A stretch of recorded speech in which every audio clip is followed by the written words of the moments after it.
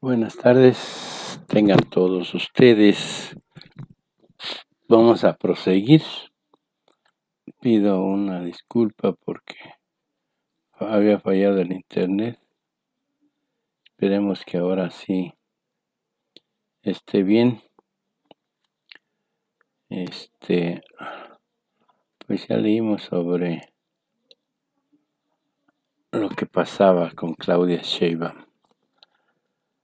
Vamos a escuchar. Gracias a los trasvases que se hicieron de las presas Las Vírgenes, El Granero y una pequeña parte de La Boquilla. Eso era muy importante, si no era imposible lograr esto. Y por otro lado, tenemos esta garantía en el acta de cierre del ciclo, el acta 325, en la cual dijimos, bueno, si nosotros tenemos una emergencia, y eso fue una indicación que nos dio el presidente, no podemos tener ningún riesgo para el abasto a la población del norte del país, que es lo que no le importó al gobierno de Chihuahua, pero a nosotros sí nos tenía que importar. Entonces se puso esa cláusula de que si llegara a haber una emergencia, nos van a prestar agua, llamémosle así, van a cooperar con nosotros por razones humanitarias, con términos que se van a negociar en su momento si esto llegara a ocurrir. Pero, reiterar, está en el acta y se respeta de esta forma el derecho humano al agua de todas las personas en el norte del país. Presidente, ¿y cómo queda la relación con el gobierno de Chihuahua? ¿Qué va a pasar con la presa La Boquilla? No, pues ya no se pudo utilizar esa agua. Como también aquí se informó, por esta actitud intransigente y sobre todo politiquera, el querer utilizar este asunto con propósitos electorales para favorecer a un partido y a un candidato, porque vienen elecciones. Bueno, por levantar este movimiento sin razón, sin fundamento,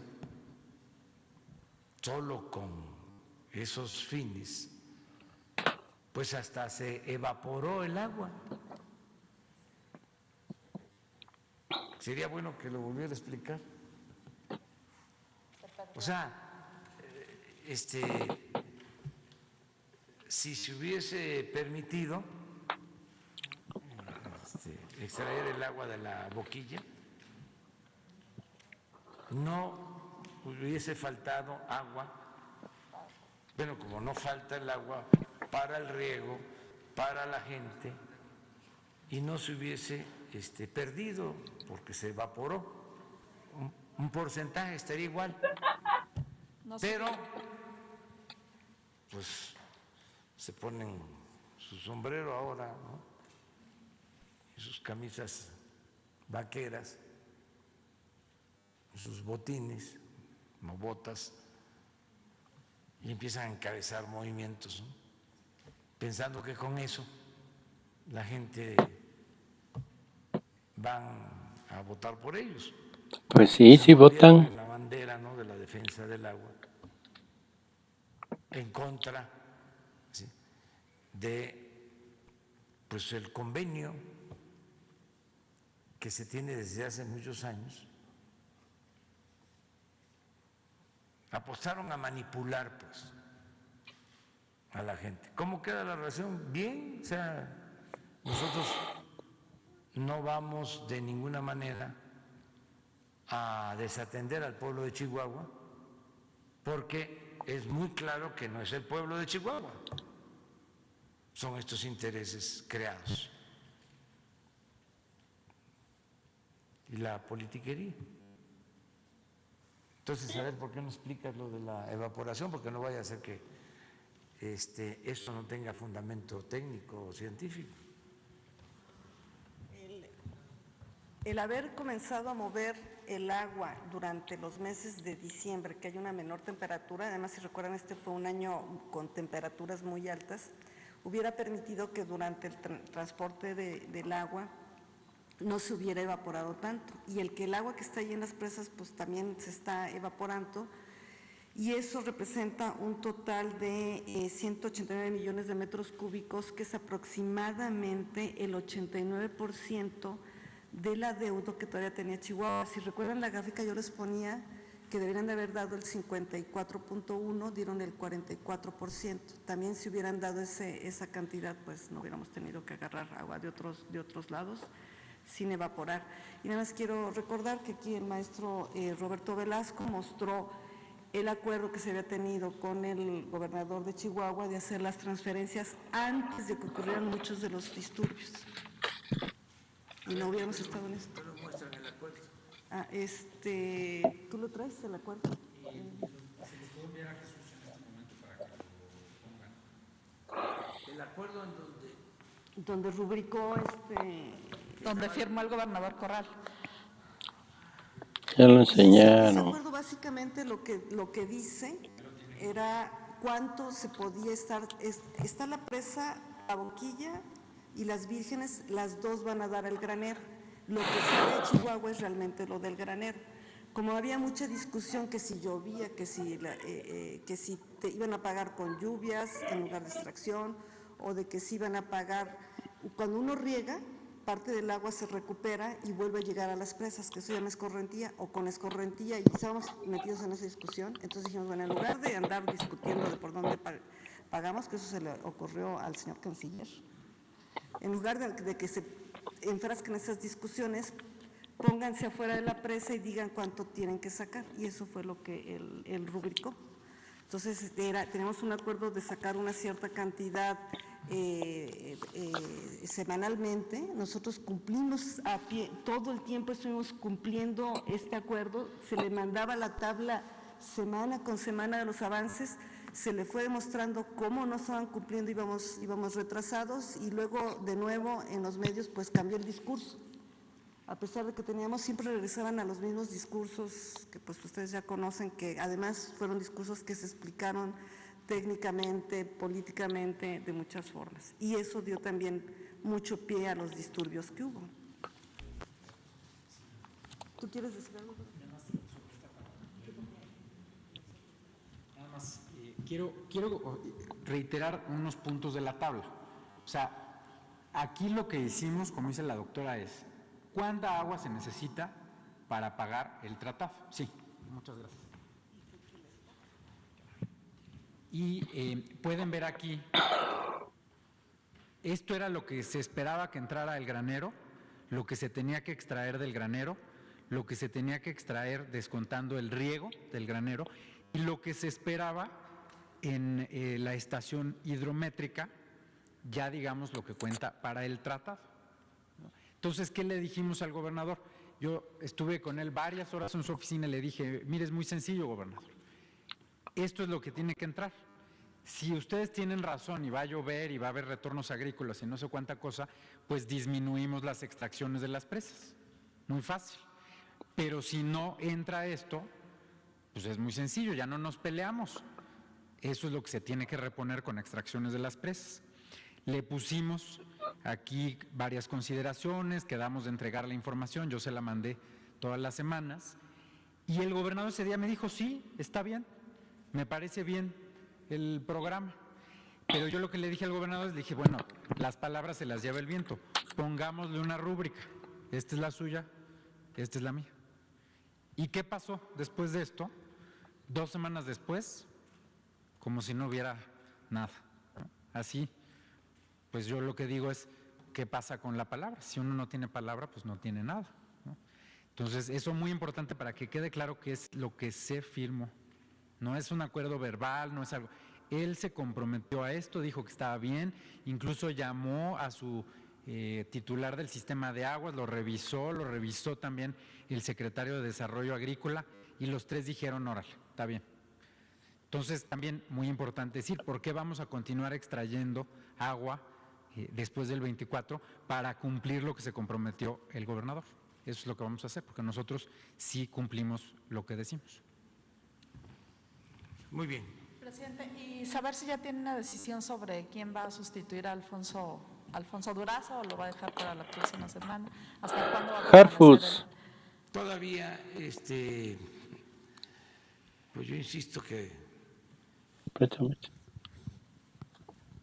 vamos a seguir convenciendo a Alfonso. No, Pero falta tiempo.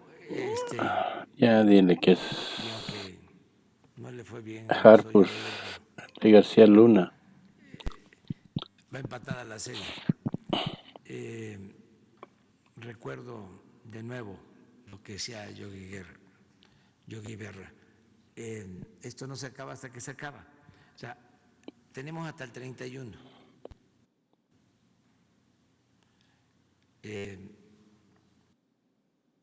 Como plazo, todo el que aspire a ser candidato, aunque por ley podría estar más tiempo, nosotros queremos hacer el deslinde y hicimos el compromiso que hasta el 31 de octubre. Entonces, ese día vamos a saber ya cuántas renuncias de servidores públicos que van a participar como candidatos, pero es hasta el día 31, de modo que para entonces vamos a dar a conocer quiénes van a sustituir.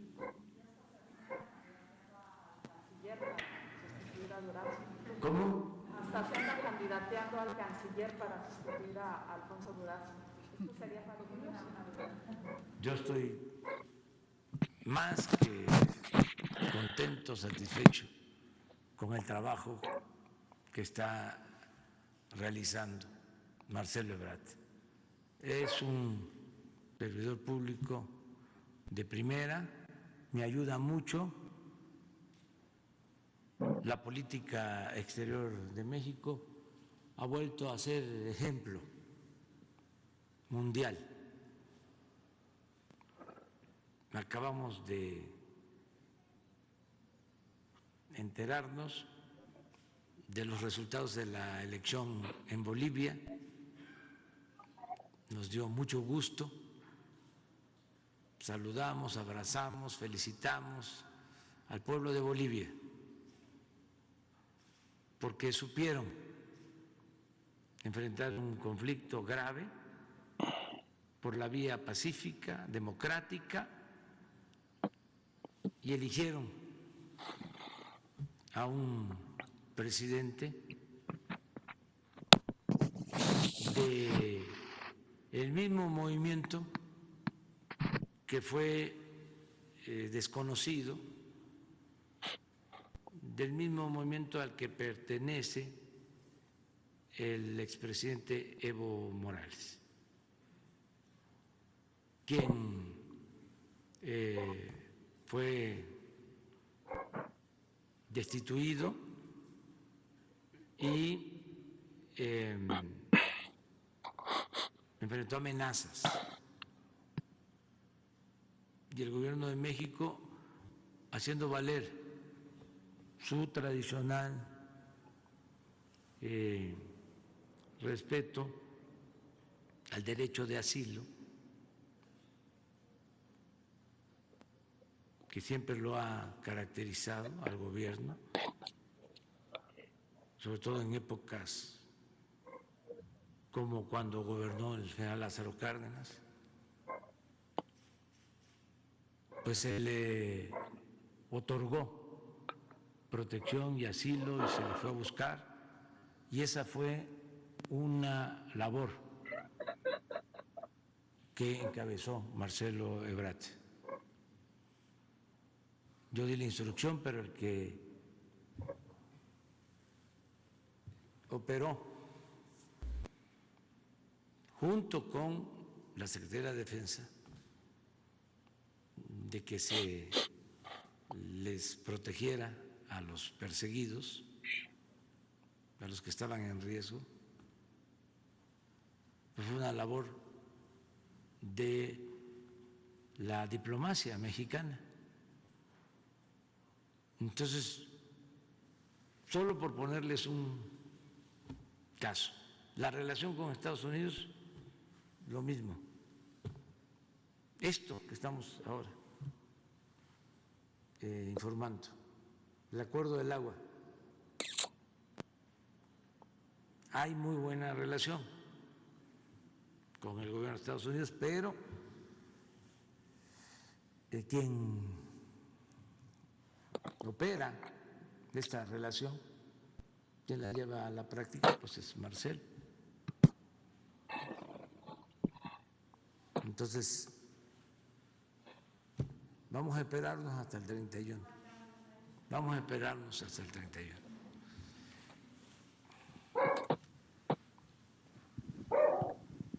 Gracias, presidente. Daniela Escobar, corresponsal de Atienda 29. Primero, bueno, pues insistir si no estaría pensando también o no está descartado el subsecretario de la Secretaría de Seguridad para este reemplazo, porque bueno, pues ayer vimos muy firme a Alfonso Durazo, a pesar de que usted le comentaba que pues todavía tenía que pensarlo un poco más, si estaría pensando en el subsecretario que precisamente estuvo pues con algunas maniobras en el caso de Chihuahua y resolviendo este asunto. Muy bueno como servidor público, Ricardo Mejía, que ahora está guardado porque está cuidándose por la pandemia. Pero todavía no es el tiempo, vamos a esperar. Aquí no son cargos, son encargos. Y sí, se respetan jerarquías, pero aquí todos ayudamos. Hay servidores públicos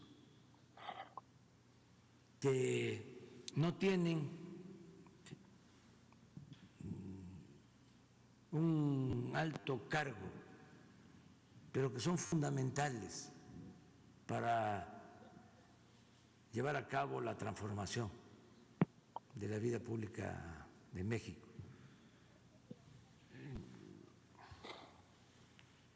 Ahí tiene una funcionaria pública, Leticia Ramírez, ese es un ejemplo. Su cargo es atención ciudadana. En la jerarquía es como segundo, tercer nivel, ¿no? Pero su trabajo es de primer nivel. ¿A cuántos ciudadanos atiendes diariamente? Más o menos ahorita están viniendo 250 personas diarias y más o menos 4 o 5 grupos. A ver, ven.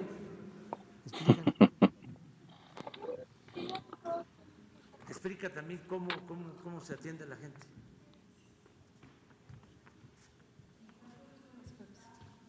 Bueno, sí, claro, sí.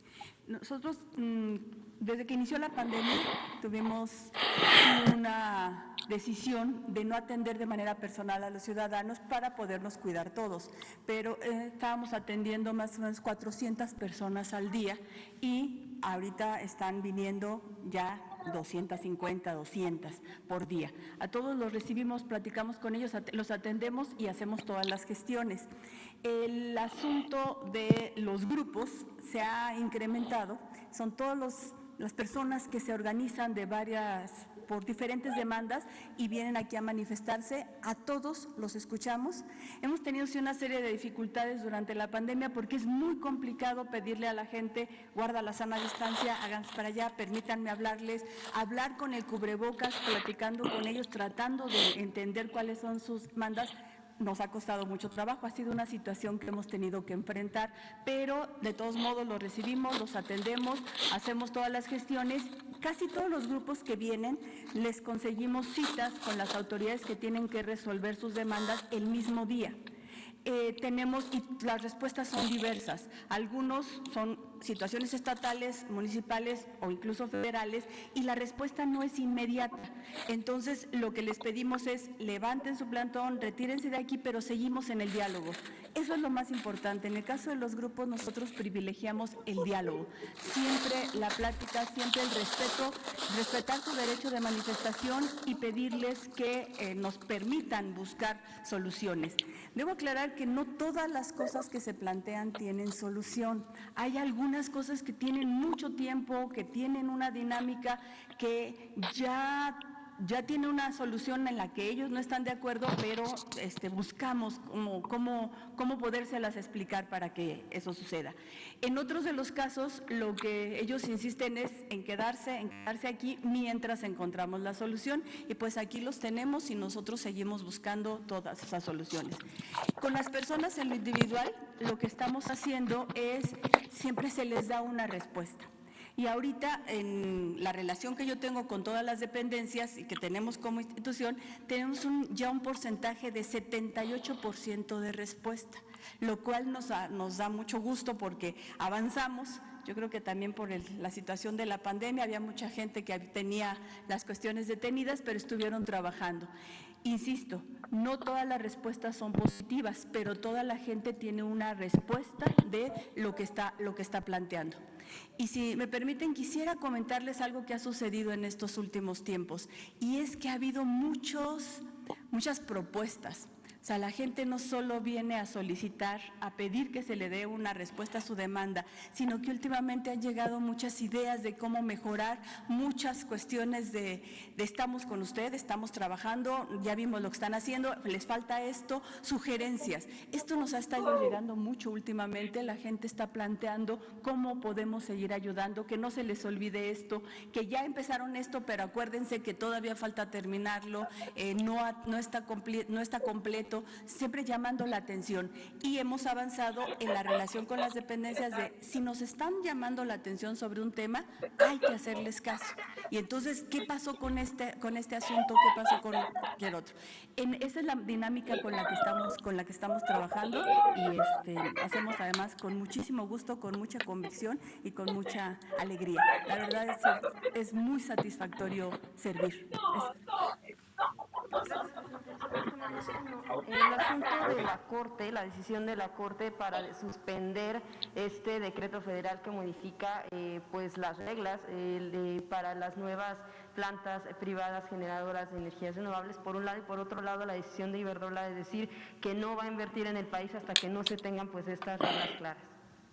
Sí, estamos en una revisión de todos estos ordenamientos legales porque se abusó mucho. El propósito, para decirlo con claridad, era dejarle el mercado de los energéticos al sector privado, tanto nacional como extranjero. Y esto implicaba menguar, socavar, destruir,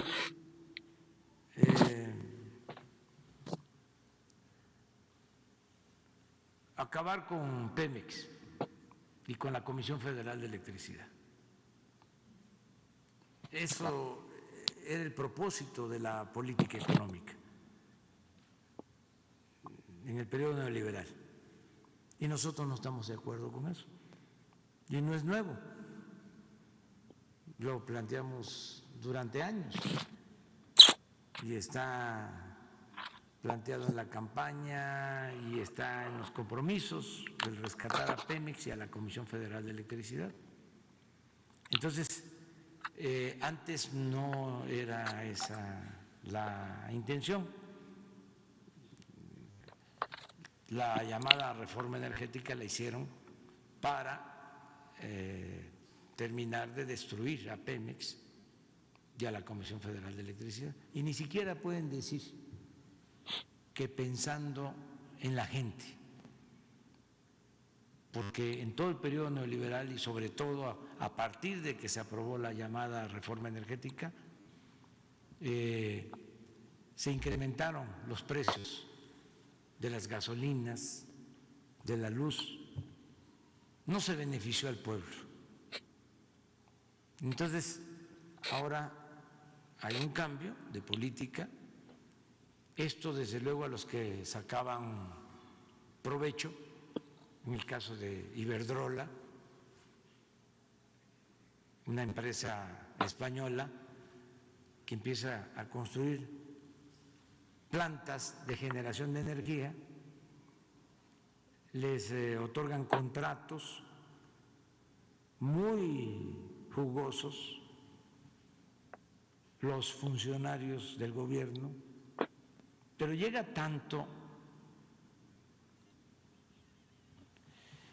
el arreglo, la asociación entre particulares y funcionarios, que en esta empresa trabajan quienes eran funcionarios cuando se les entregaron esos contratos. La secretaria de Energía del Gobierno de México pasó a ser funcionaria de Iberdrola, pero ya en el extremo del descaro, el expresidente Calderón fue nombrado consejero de Iberdrola. Entonces, yo entiendo que con la nueva política de rescate a la Comisión Federal de Electricidad y a Pemex, pues no estén conformes.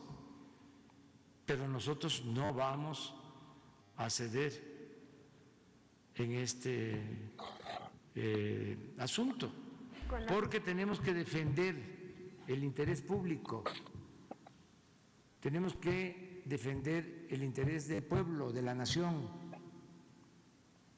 A nosotros no nos interesan los negocios privados, nos interesan los negocios públicos. O para no ser tan tajante, los únicos negocios a los que se les debe de dar toda la atención es a los negocios públicos, porque nosotros somos servidores públicos. El gobierno no es un comité al servicio de grupos privados, particulares, de corporaciones, de bancos, de empresas. El gobierno está al servicio del pueblo, de todos los mexicanos. Entonces, ellos no aceptan esta nueva política y por eso, pues tenemos protestas y por eso El País, este periódico español, ¿no?, que defiende a estas empresas, nos ataca un día sí y el otro también, pero ahora sí que hasta les ofrecemos disculpa por lo que estamos haciendo. Ojalá y algún día nos comprendan, pero nosotros no podemos traicionar al pueblo de México. Yo no le puedo fallar al pueblo de México. Pero con La gente votó por un cambio, por una transformación. Pero con la suspensión de este decreto, ¿cuál sería el plan? Vamos a ver si no hay otra instancia y para defender el interés público, si es necesario, propondría en su momento, lo he dicho, una reforma constitucional para que prevalezca el dominio de la nación sobre los recursos naturales y para que el interés general, el interés del pueblo, esté por encima de intereses personales o de grupos, por legítimos que sean. Entonces, somos distintos, ya no queremos la política neoliberal. Me gustaría hasta que se difundiera un documento que acaba de dar a conocer el Papa Francisco, una condena al neoliberalismo.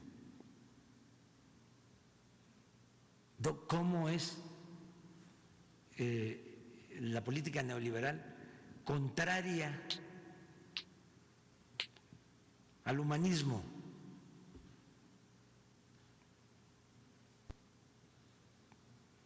En su concepción religiosa dice contraria al Evangelio, porque es lucro, porque no considera fundamental el pensar en los demás, porque hace a un lado el amor al prójimo. Entonces somos distintos, son proyectos distintos y contrapuestos. Entonces por eso hay estas discrepancias. Desde luego, no vamos nosotros a actuar con medidas autoritarias, siempre va a ser en el marco de la legalidad. No somos como ellos, somos distintos. Al margen de la ley nada, por encima de la ley nadie. Antes no había Estado de Derecho, era un Estado de chueco, de cohecho. Bueno, se ha llegado a decir que era un narcoestado, un narcogobierno. ¿Ya qué más? Yo lo único que quiero es que no solo se piense en la delincuencia organizada, que se piense también en la delincuencia de cuello blanco, porque se dedicaban a saquear y ni siquiera perdían su respetabilidad. Se disfrazaban como empresarios, se disfrazaban de hombres de negocios, cuando se dedicaban a robar, a saquear. Entonces, eso ya no se acepta y no tiene nada que ver con la libertad.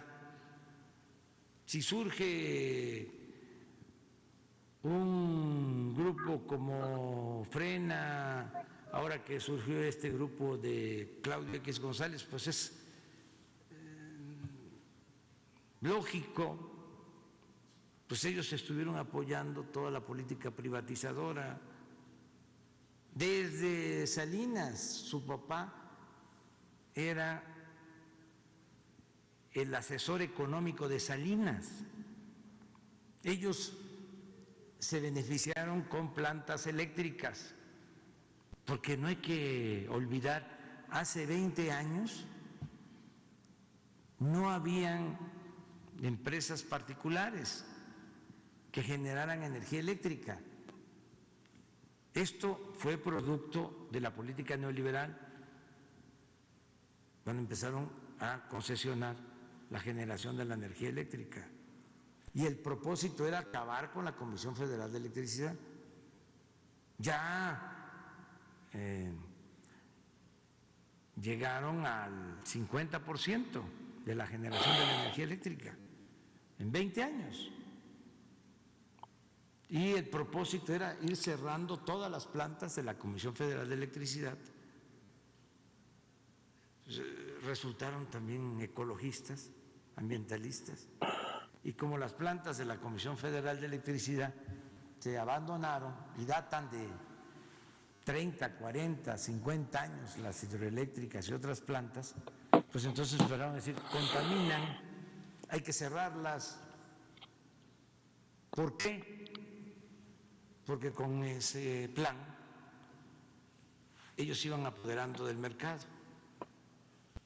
Si no hubiésemos llegado nosotros a la presidencia, a finales de ese sexenio, la Comisión Federal iba a estar produciendo cuando mucho el 10% de la energía eléctrica y el 90% los particulares, sobre todo las empresas extranjeras, cobrando carísimo por el consumo de la luz. Porque en el tiempo que ellos han dominado, no bajó el precio de la luz, ni siquiera se mantuvo, al contrario, siempre se fue incrementando. Lo mismo de los gasolinazos.